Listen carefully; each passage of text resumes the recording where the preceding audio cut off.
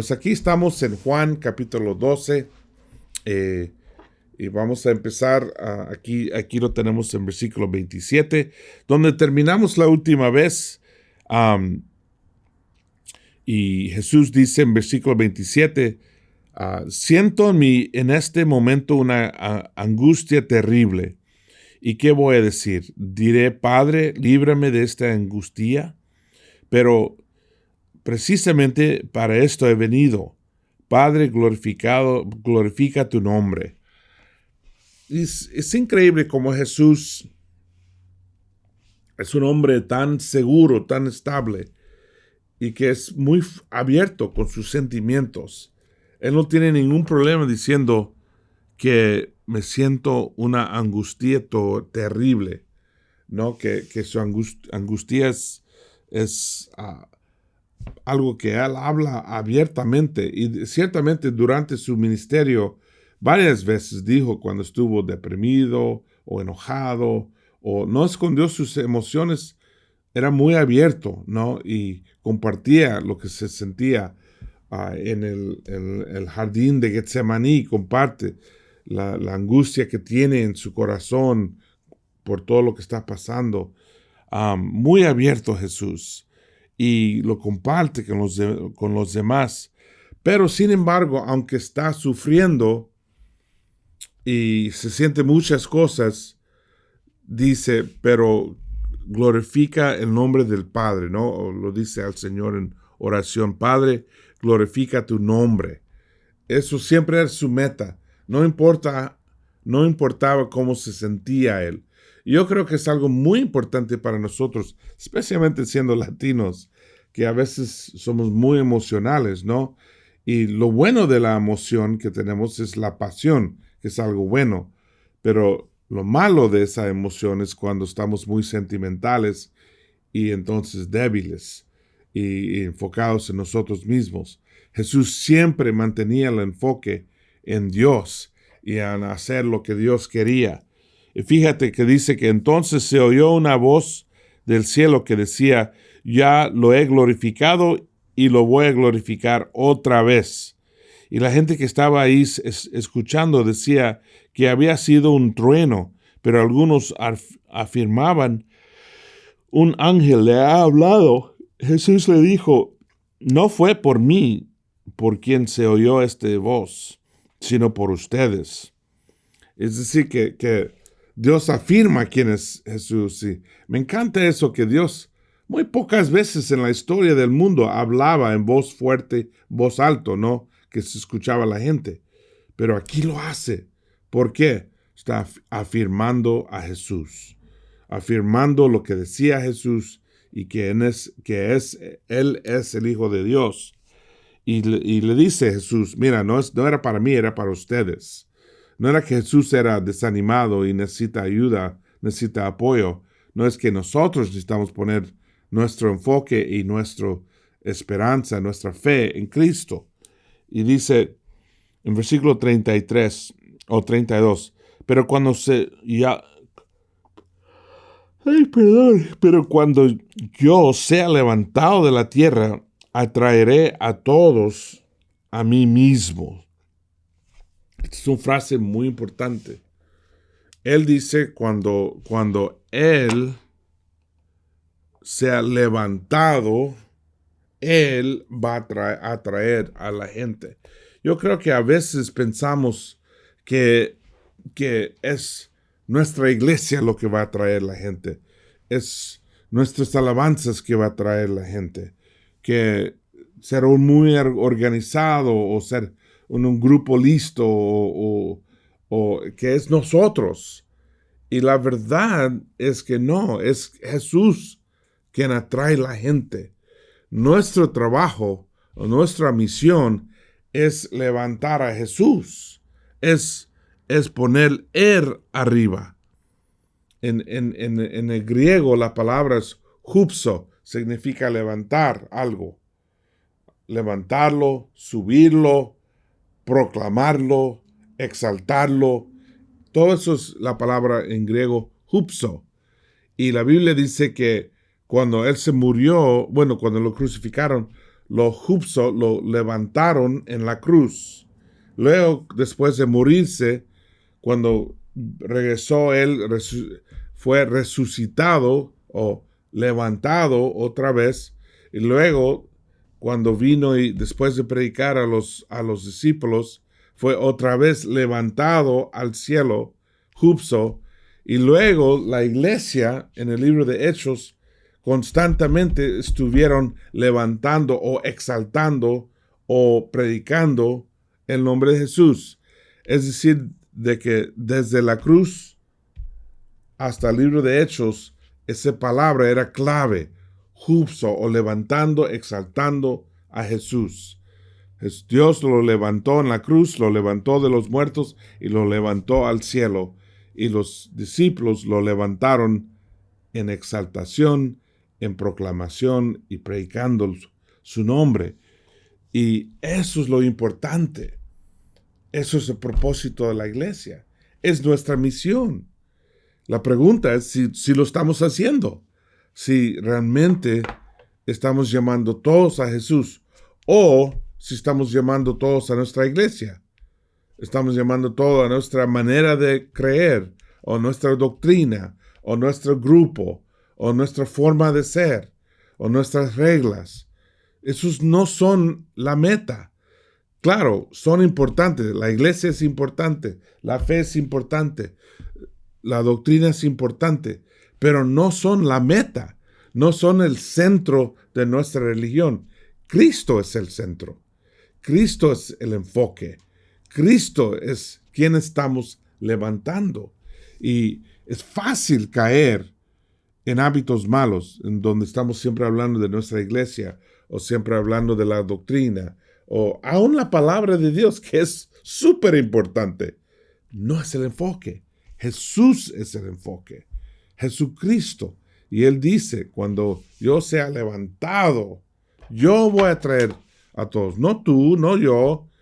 Él va a traer a los hombres y las mujeres, ¿no? Y eso es muy importante. Eso es, la palabra es cristología. Es la manera de pensar y ver a Cristo. Y cuál papel toma Él o tiene Él en nuestra iglesia. Debe ser el enfoque. Debe ser como la piedra que cuadra todo el edificio, ¿no? Debe ser. Pero yo veo que muchas veces no lo es.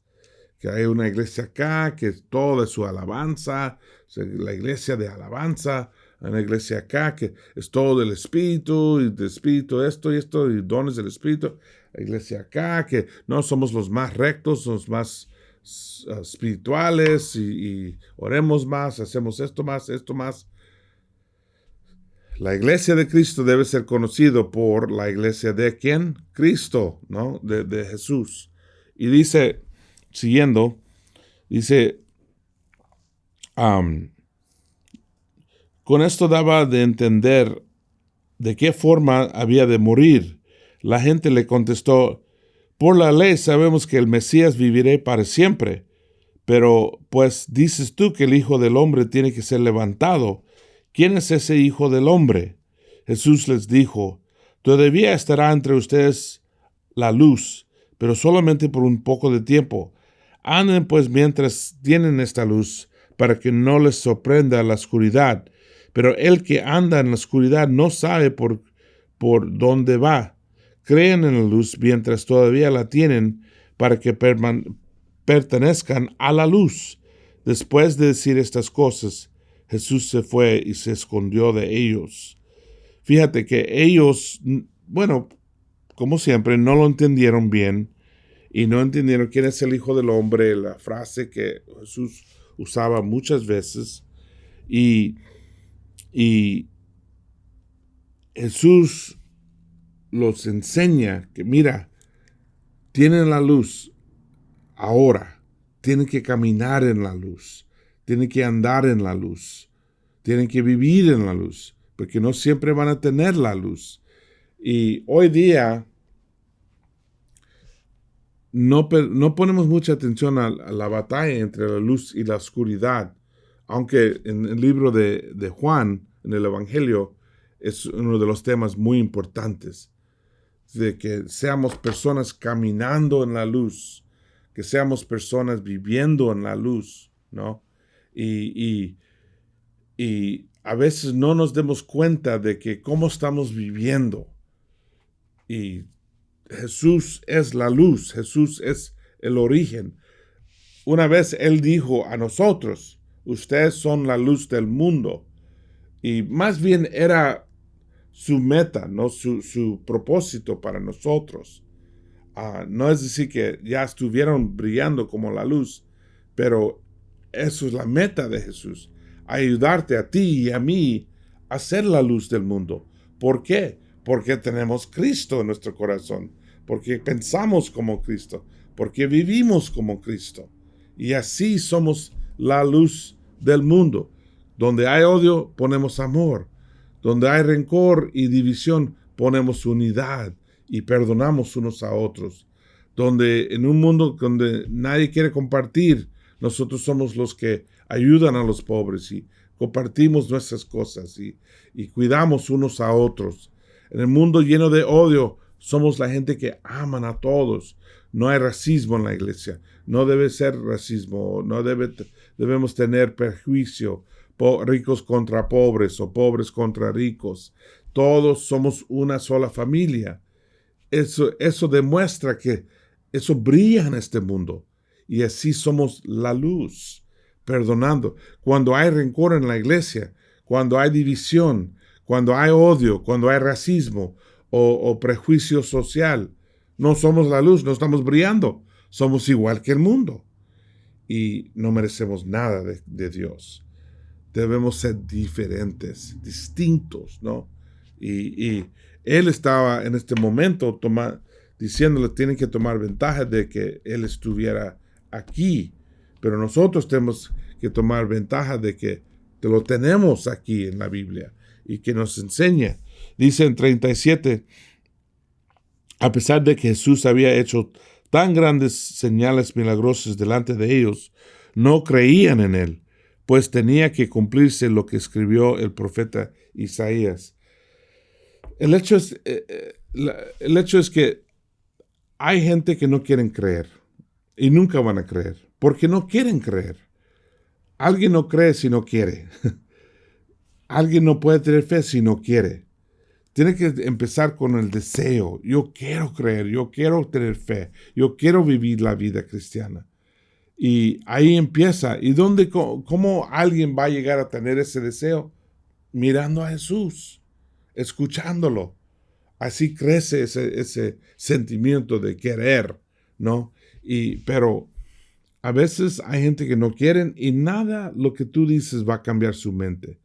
Y era así. Dice, eso fue lo que escribió Isaías, ¿no? Dice, Señor, ¿quién ha creído nuestro mensaje? ¿A quién ha revelado el Señor su poder? Así que no podían creer, pues también escribió Isaías. Dios les ha cerrado los ojos y ha entorpecido su mente, para que no puedan ver ni puedan entender, para que no se vuelvan a mí y yo no los sane. Isaías dijo esto porque había visto la gloria de Jesús y hablaba de él. Isaías sabía que había a ser mucha gente muy tercos que no quieren aceptar, no quieren ver, no quieren escuchar, y aunque pueden verlo, pueden escucharlo, no entienden nada. Y a veces es fácil cerrar los ojos, cerrar los oídos. Ahora, lo que más me preocupa a mí no es tanto el mundo haciendo esto, sino cuando nosotros, discípulos de Cristo, cuando nosotros lo hacemos. ¿De qué hablo? Bueno, cuando vamos a la iglesia y no estamos escuchando el sermón. Cuando hablamos unos con otros y alguien nos dice algo que necesitamos cambiar, nos da un reto, nos pide un cambio, nos demuestra un error, un pecado, y no lo queremos escuchar. Tenemos los oídos cerrados y luego no entendemos. Y hay que recordar, lo que tú haces a tu hermano, lo haces con Cristo, ¿no? que hay que tratar a los hermanos como si fueran Jesús mismo. Y así lo dice el Señor. Así debemos ser abiertos, escuchando, aprendiendo. Hay muchas maneras que Dios nos habla. Uno tiene que estar escuchando y buscando para entender. No quiero ser uno de los cristianos que ha caído de la fe y ni lo sabe, porque anda caminando, pero no sin corazón. Dice en 44, voy a brincar, dice: Jesús dijo en una voz fuerte: el que cree en mí no cree solamente en mí, sino también en el Padre que me ha enviado. El que me ve a mí y ve también al que me ha enviado.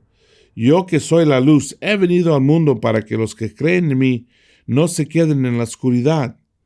Pero a aquel que oye mis palabras y no los obedece, no soy yo quien lo condena, porque yo no vine para condenar al mundo, sino para salvarlo. El que me desprecia y no hace caso de mis palabras, ya tiene quien lo condene. Las palabras que yo he dicho la condenarán en el día último. Porque yo no hablo por mi cuenta. El Padre que me ha enviado me ha ordenado lo que debo decir y enseñar. Y sé que el mandato de mi Padre es para vida eterna. Así pues, lo que yo digo, lo digo como el Padre me ha ordenado. Y ahí terminamos 12. Terminamos con él aclarando que él no vino para condenar al mundo, él vino para salvarnos. Pero las mismas palabras que él dijo nos salvarán. Las mismas palabras que salieron de su boca, que tenemos grabado aquí en la Biblia, o nos salvarán o nos condenarán. Es decisión nuestra. Hay una película que se llama El libro de Elí. Es una película de ficción, ciencia, ¿no? Y se trata de un hombre que memorizó toda la Biblia y está tratando de llegar a un lugar donde lo pueden grabar porque ya no hay Biblias en el mundo. Y él lo tiene todo aquí en su cabeza. Me hizo pensar, ¿cuántas palabras de Jesús tenemos nosotros aquí? ¿Podríamos nosotros escribir aún un evangelio por lo que sabemos aquí en la mente? ¿Conocemos las palabras de Jesús tan bien? No creo. No creo que ponemos la atención necesaria para memorizar, aprender y tenerlo todo aquí. Y qué lástima, porque sus palabras nos ayudan, nos salvan, ¿no? Sus palabras son vida y muchas veces no ponemos la atención. Yo fui a un bar mitzvah, a una celebración judía de un niño cuando cumple 13 años y siempre tienen que mostrar su dedicación a la Biblia. Y este niño se paró enfrente de todos y nos dijo los 613 leyes del Antiguo Testamento en hebreo. Y no habla hebreo el niño, pero los memorizó en hebreo. Y yo pensé, wow, increíble. Y nosotros quejamos si tenemos un versículo por semana para memorizar. No, debemos dedicarnos mucho más a las palabras de Jesús. Yo recuerdo una vez yo di el reto a los que estuvieron entrenando en el ministerio de memorizar el sermón del monte que dijo Jesús en Mateo 5. Y bueno, primero les costó, pero como con el deseo de poner el ejemplo ahí, yo empecé a memorizar el sermón del monte. Y los próximos meses me impactó cuántas veces yo usaba ese sermón y cómo me cambió la manera de pensar y luego mi manera de actuar. Con un sermón. Y de vez era como un chiste que Roberto siempre iba a usar algo que dijo Jesús en el sermón del monte porque lo tenía aquí. Me cambió. Yo creo que es muy importante que estamos aprendiendo de la palabra no despreciando sus palabras y conociéndolos más y más y más. Y sí, incluye memorizar, pero tener un conocimiento tan profundo que nos cambia la vida, que nos ayuda en todo. Y él termina diciendo, ya sé que el mandato de mi Padre es para vida eterna. Así pues, lo que yo digo, lo digo como el Padre me ha ordenado. En otras palabras, todo lo que él enseñó vino del Padre celestial, vino del cielo. Entonces, claro, vale mucho. Si yo recibo un text por teléfono de mi esposa, la que quiero tanto, la que me ama tanto, claro, lo más rápido quiero leerlo, quiero ver lo que me dijo, ¿no? Porque ella me importa tanto. Bueno, ¿cuánto más con Dios? Con Jesús. Aquí está su text, aquí está lo que Él nos mandó. Y hay tanto bueno aquí, tanto para ayudarnos, para salvarnos, para darnos fuerza y ánimo y visión e inspiración. Necesitamos vivir aquí escuchando su palabra constantemente. Eso nos da la vida y nos da la victoria de la vida cristiana. Entonces, llegamos hasta el capítulo 13 y terminamos ahí para hoy. Continuamos mañana con capítulo 13. Gracias y que Dios los bendiga.